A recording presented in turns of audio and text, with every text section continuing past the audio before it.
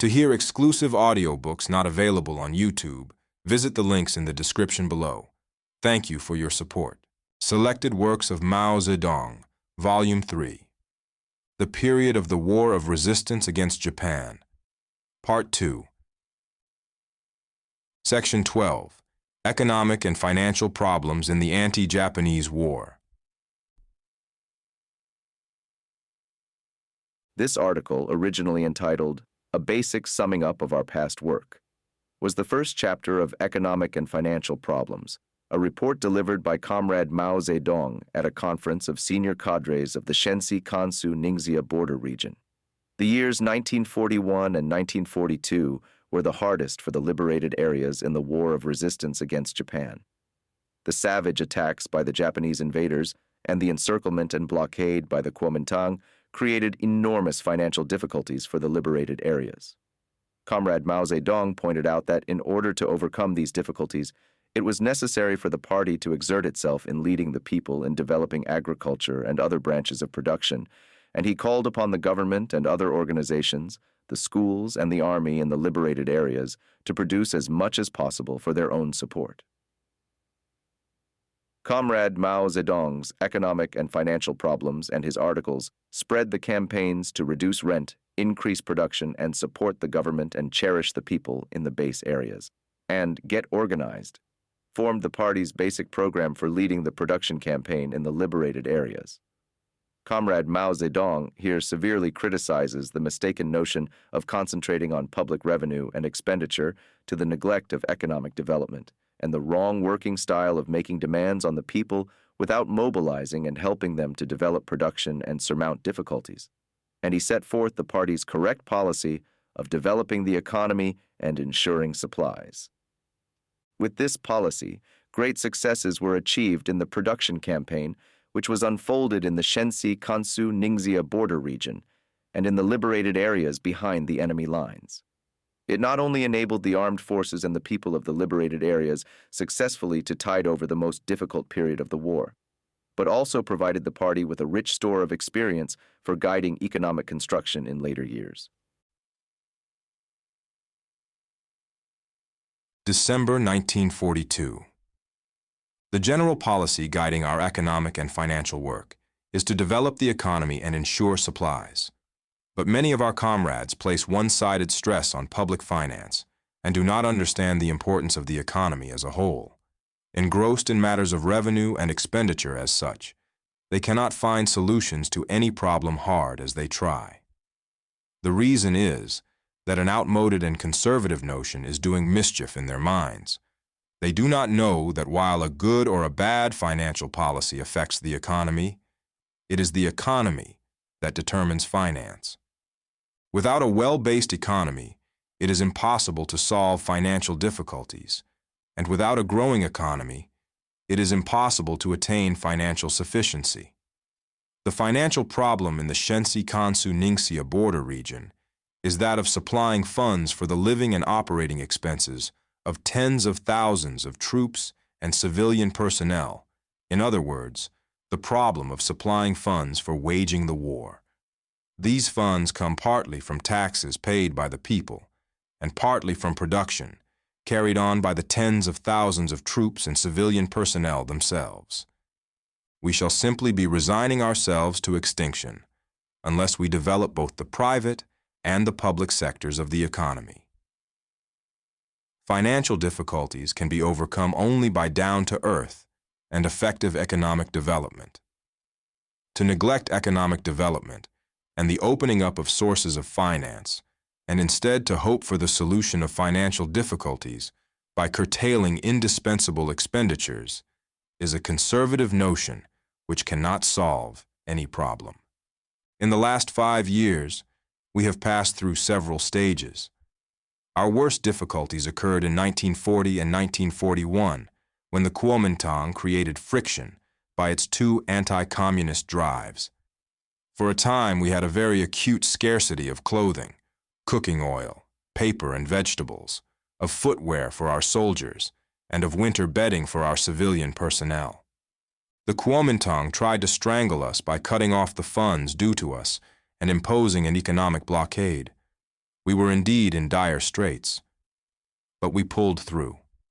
Not only did the people of the border region provide us with grain, but in particular, we resolutely built up the public sector of our economy with our own hands.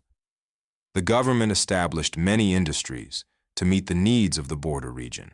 The troops engaged in an extensive production campaign and expanded agriculture, industry, and commerce to supply their own needs, and the tens of thousands of people in the various organizations and schools also developed similar economic activities for their own support. This self-supporting economy, which has been developed by the troops and the various organizations and schools, is a special product of the special conditions of today. It would be unreasonable and incomprehensible in other historical conditions, but it is perfectly reasonable and necessary at present. It is by such means that we have been overcoming our difficulties.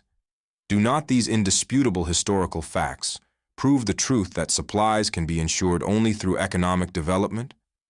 While we still face many difficulties, the foundation of the public sector of our economy has already been laid. In another year, by the end of 1943, this foundation will be even firmer. Developing the economy is the correct line, but development does not mean reckless or ill-founded expansion. Some comrades who disregard the specific conditions here and now are setting up an empty clamor for development. For example, they are demanding the establishment of heavy industry and putting forward plans for huge salt and armament industries, all of which are unrealistic and unacceptable. The party's line is the correct line for development. It opposes outmoded and conservative notions on the one hand and grandiose, empty, and unrealistic plans on the other. This is the party's struggle on two fronts in financial and economic work. While we must develop the public sector of our economy, we should not forget the importance of help from the people. They have given us grain, 90,000 tan in 1940, 200,000 in 1941, and 160,000 in 1942, thus ensuring food for our troops and civilian personnel. These figures are the totals paid in agricultural tax, public grain, by the peasants of the Shensi-Kansu-Ningxia border region from 1940 to 1942. Up to the end of 1941, the grain output of the public sector of our agriculture was meager, and we relied on the people for grain. We must urge the army to produce more grain, but for a time, we shall still have to rely mainly on the people.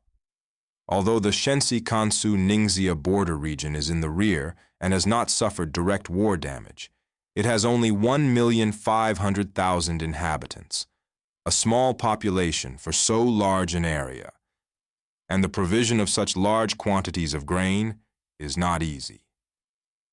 Besides, the people transport salt for us or pay a salt transport levy, and in 1941 they purchased 5 million yuan worth of government bonds, all of which represents no small burden.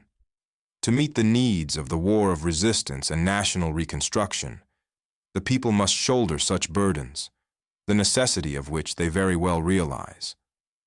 When the government is in very great difficulties, it is necessary to ask the people to bear a heavier burden, and they understand that too. But while taking from the people, we must at the same time help them to replenish and expand their economy. That is to say, appropriate steps and methods must be adopted to help the people develop their agriculture, animal husbandry, handicrafts, salt industry, and commerce, so that they gain at the same time as they give, and moreover, gain more than they give. Only thus can we sustain a long war against Japan. Disregarding the needs of the war, some comrades insist that the government should adopt a policy of benevolence. This is a mistake, for unless we win the war against Japan, such benevolence will mean nothing to the people and will benefit only the Japanese imperialists. Conversely, although the people have to carry rather heavy burdens for the time being, things will get better for them as the difficulties confronting the government and the troops are overcome. The war of resistance is sustained, and the enemy is defeated. And this is where the true benevolence of the revolutionary government lies. Another mistake is draining the pond to catch the fish. That is, making endless demands on the people, disregarding their hardships, and considering only the needs of the government and the army. That is a Kuomintang mode of thinking, which we must never adopt. Although we have temporarily added to the people's burden, we have immediately set to work building the public sector of our economy. In the years 1941 and 1942, the army, the government, and other organizations and the schools met most of their needs by their own efforts. This is a wonderful achievement without precedent in Chinese history, and it contributes to the material basis of our invincibility. The greater our self-supporting economic activities, the more we shall be able to lighten the people's tax burdens. In the first stage, from 1937 to 1939, we took very little from them. During this stage, they were able to build up considerable strength. In the second stage, from 1940 to 1942, the burden on the people was increased. The third stage will begin in 1943. In the next 2 years, 1943 and 1944, if the public sector of our economy continues to grow, and if all or most of our troops in the Shensi-Kansu-Ningxia border region are in a position to engage in farming, then by the end of 1944, the people's burden will again be lightened, and they will again be able to build up strength. This is a possibility which we should prepare to turn into actuality. We must refute all one-sided views and advance the correct slogan of our party: develop the economy and ensure supplies. With regard to the relation between public and private interests, our slogans are: give consideration to both public and private interests, and give consideration to both troops and civilians. We consider only such slogans to be correct. We can guarantee our financial needs only by expanding both the public and the private sectors of our economy in a realistic and practical way. Even in difficult times, we must take care to set a limit to taxation so that the burdens, though heavy, will not hurt the people. And as soon as we can, we should lighten the burdens so that the people can build up strength. The Kuomintang diehards regard construction in the border region as a hopeless undertaking, and the difficulties here as insurmountable. They are expecting the border region to collapse any day. It is not worth arguing with such people. They will never see the day of our collapse, and we shall unquestionably grow more and more prosperous. They do not understand that under the leadership of the Communist Party and the border region revolutionary government, the masses always give their support to the party and government. And the party and the government will always find ways to get over economic and financial difficulties, however serious. In fact, we have already pulled through some of our recent difficulties and will soon overcome others. We encountered difficulties many times greater in the past and surmounted them all. With intense fighting going on every day, our base areas in northern and central China are now facing much greater difficulties than the Shensi-Kansu-Ningxia border region. But we have already held out for 5.5 years in these areas and can certainly continue to do so till victory. For us, there is no ground for pessimism. We can conquer any difficulty. After the present conference of senior cadres of the Shensi-Kansu-Ningxia border region, we shall put into effect the policy of better troops and simpler administration. It must be carried out strictly, thoroughly, and universally, and not perfunctorily, superficially, or partially.